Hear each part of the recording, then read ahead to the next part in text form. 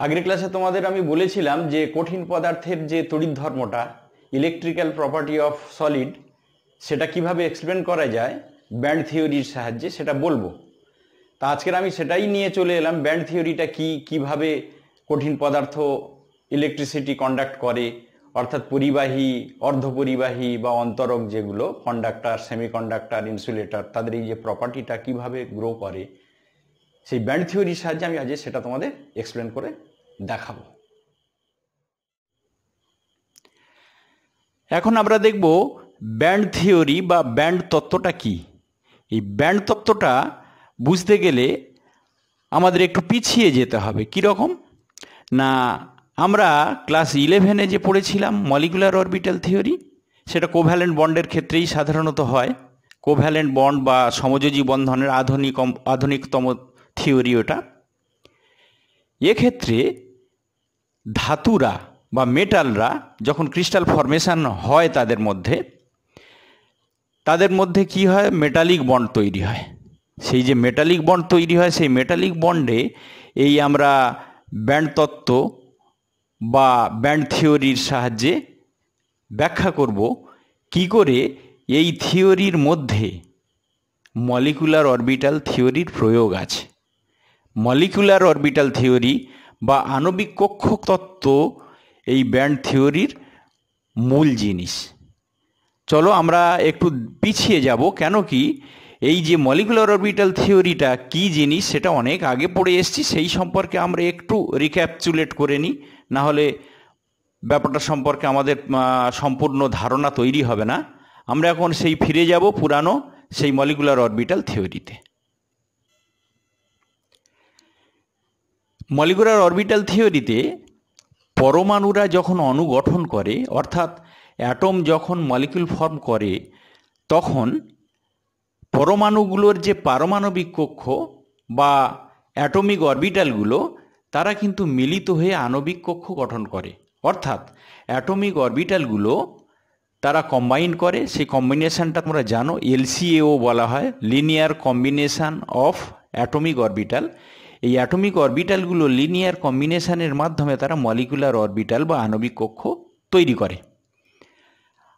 আগেই তোমরা শিখেছো যে যতগুলো অ্যাটমিক অরবিটাল কম্বাইন করবে, ঠিক ততগুলি মলিকুলার অরবিটাল বা আণবিক কক্ষক তৈরি হবে। এই যতগুলি আণবিক কক্ষক তৈরি হবে, তাদের মধ্যে কিন্তু অর্ধেক সংখ্যক হবে বন্ডিং আর অর্ধেক হবে অ্যান্টিবন্ডিং। এবার প্রশ্ন হচ্ছে, এই বন্ডিং আর অ্যান্টিবন্ডিংটা কি? যদিও তোমরা জানো, তবু বলে দিই।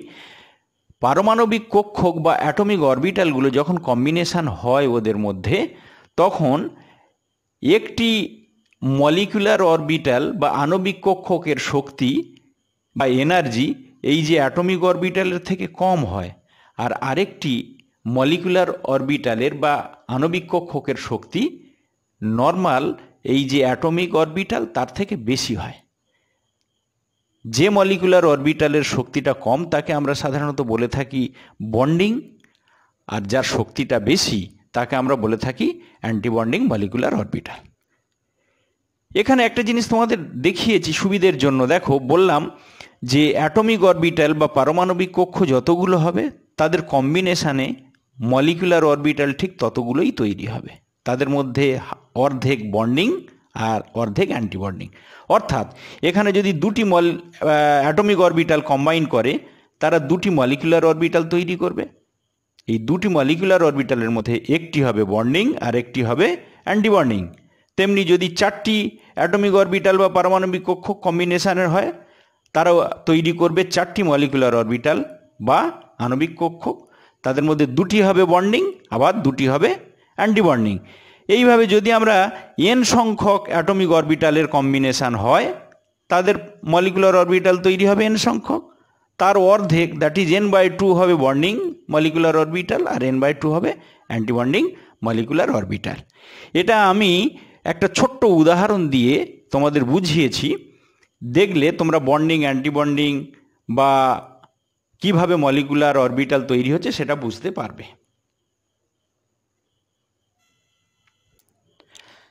হাইড্রোজেন অণু বা হাইড্রোজেন মলিকিউল গঠন করার যে পদ্ধতিটা, তার মাধ্যমে আমরা সহজে বুঝে যাব কিভাবে বন্ডিং অ্যান্টিবন্ডিং হয়। দেখো, হাইড্রোজেন H2 দুটো অ্যাটমস মিলে একটা মলিকিউল হয়েছিল, তাদের ইলেকট্রনিক কনফিগারেশন 1s1। এই দেখো, এইখানে একটা অ্যাটমিক অরবিটাল, এদিকে একটি অ্যাটমিক অরবিটাল, এই অ্যাটমিক অরবিটালে একটি ইলেকট্রন আছে, এই অ্যাটমিক অরবিটালে একটি ইলেকট্রন আছে। তারা যখন দুজনে কম্বাইন করলো তাহলে অ্যাটমিক অরবিটাল হলো কটি? দুটি, এইখানে একটা এইখানে একটা, দুটি।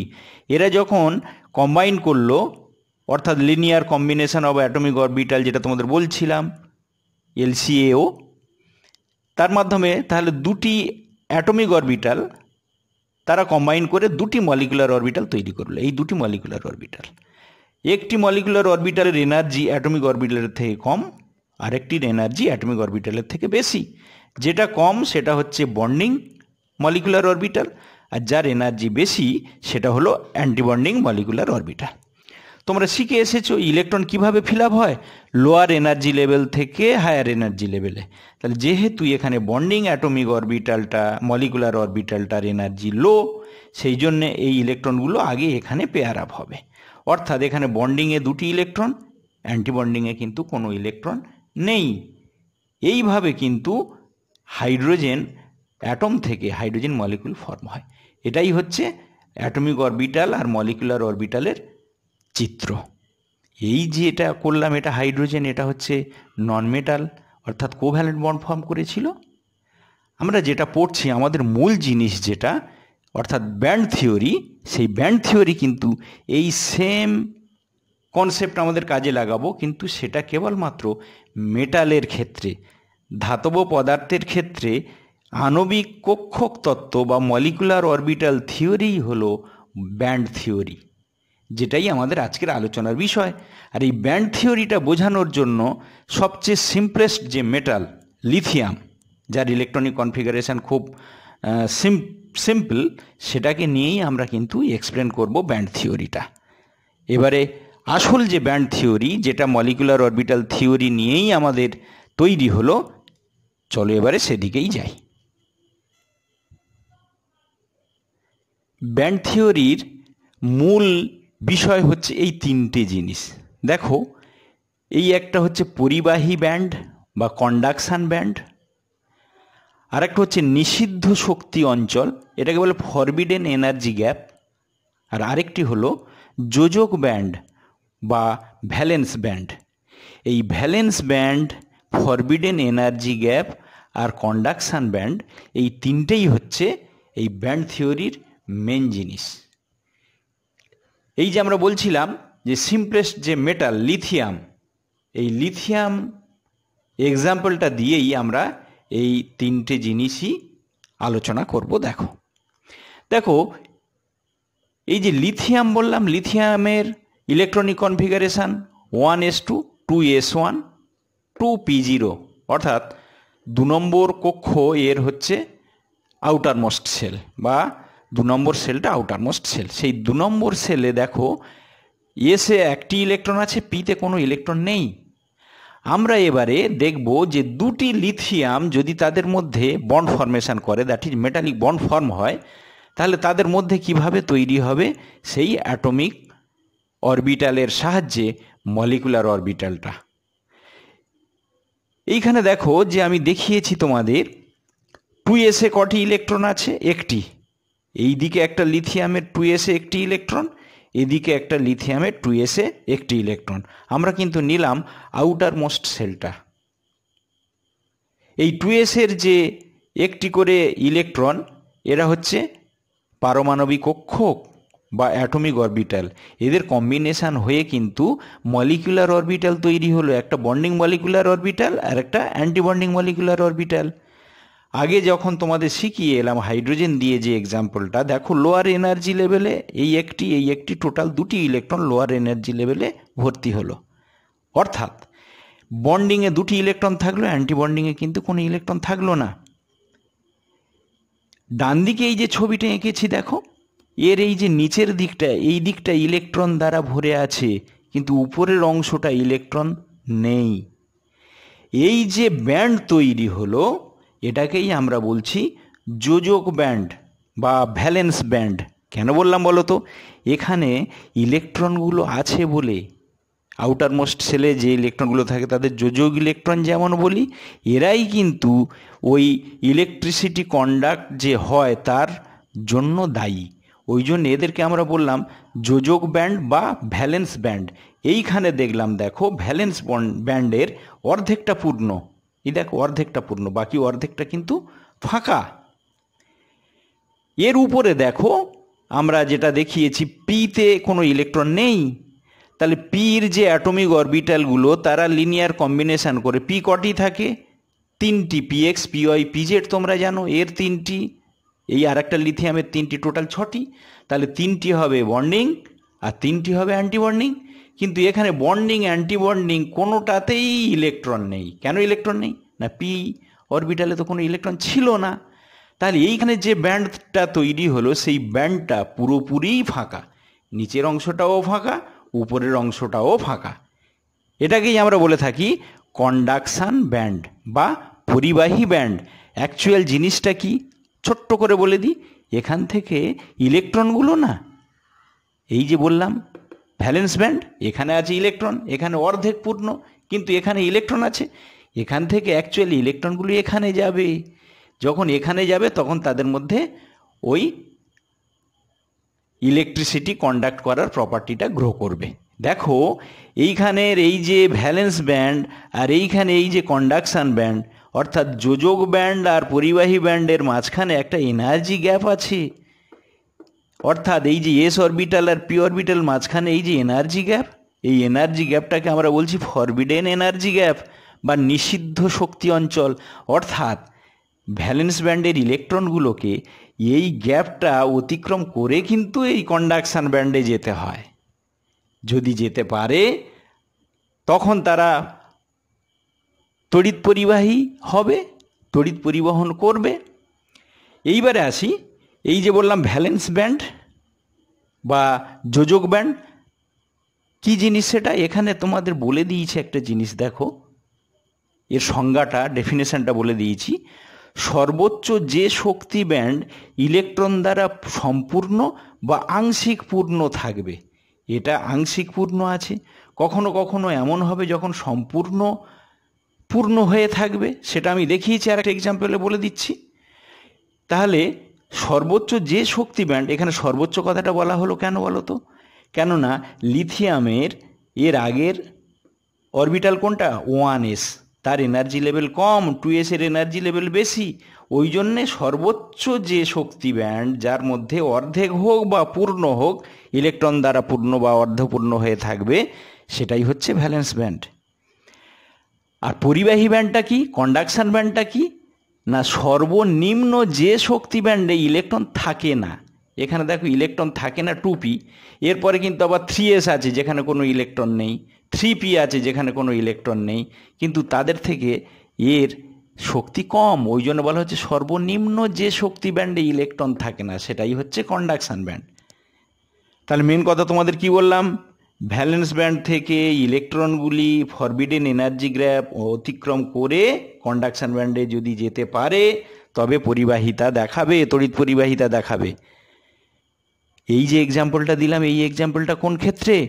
যে সকল ধাতুর এই S1 ইলেকট্রন আছে, অর্থাৎ লিথিয়াম, সোডিয়াম, সিলভার, কপার, এদের ক্ষেত্রে কিন্তু এই রুলটা ফলো হবে, এই যেটা তোমাদের দেখালাম।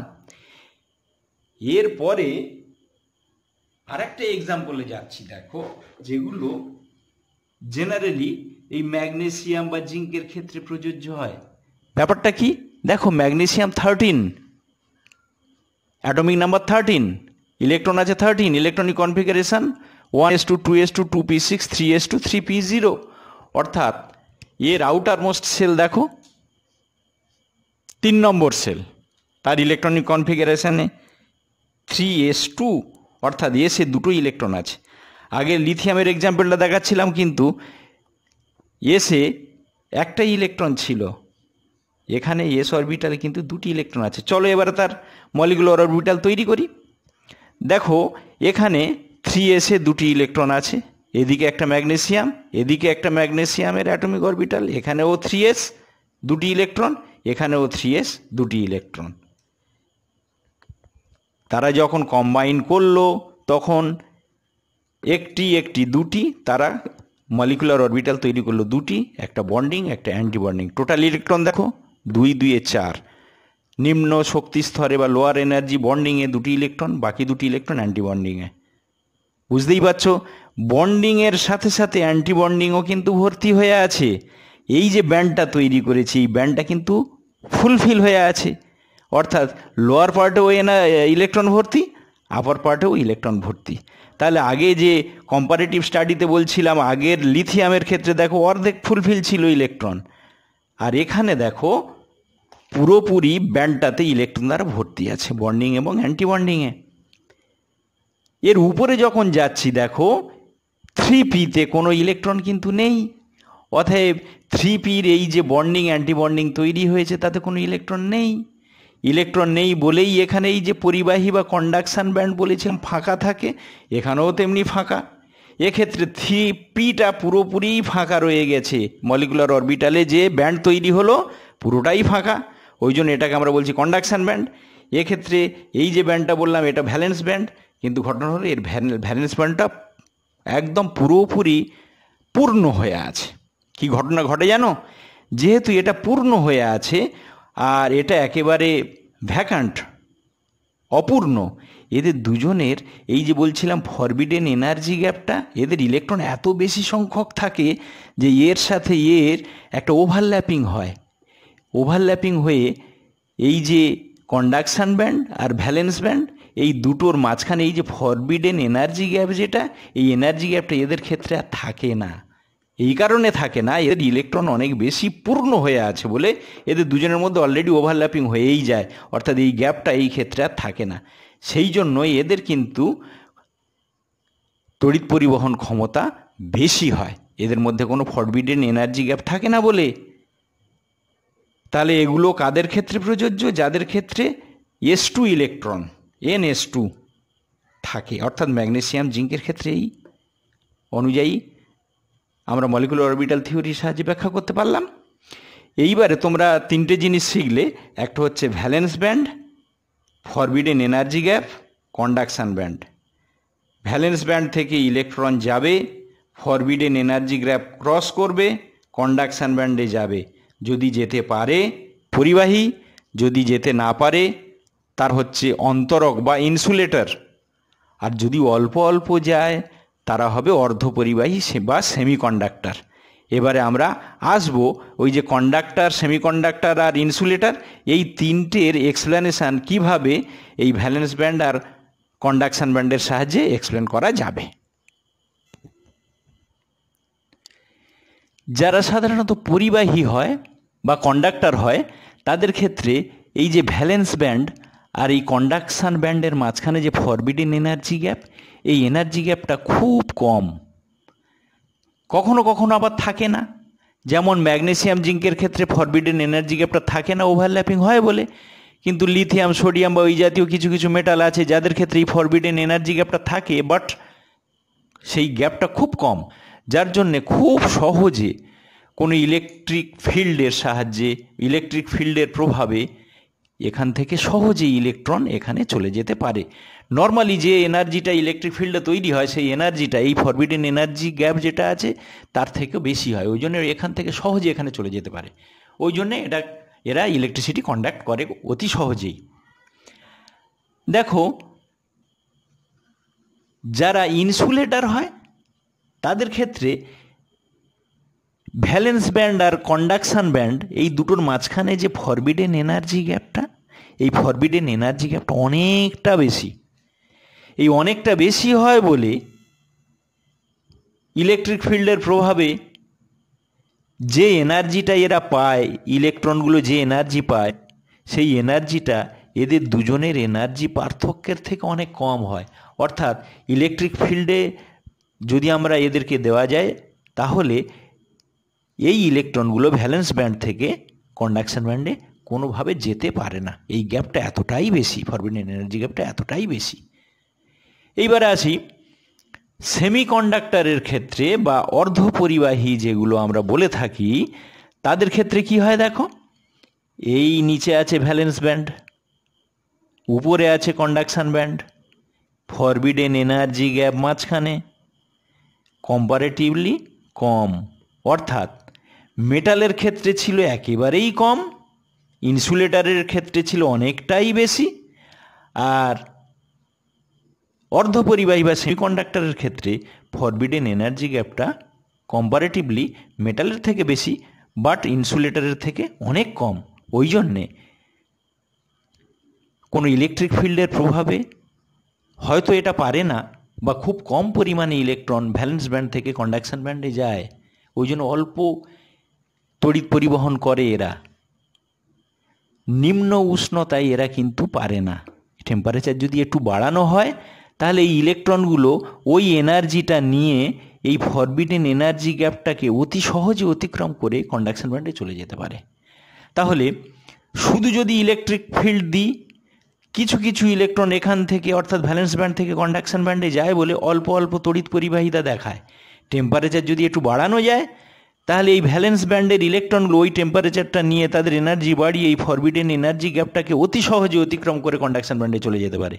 ওই জন্য কিন্তু সেমিকন্ডাক্টরের ক্ষেত্রে বা অর্ধপরিবাহীর ক্ষেত্রে তাপমাত্রা বাড়ালে, টেম্পারেচার আমরা যদি ইনক্রিজ করি, তাহলে তাদের কিন্তু পরিবাহিতা বেড়ে যায়, তারা ভালো কম্পারেটিভলি ভালো কন্ডাক্টর হিসেবে কিন্তু কাজ করে।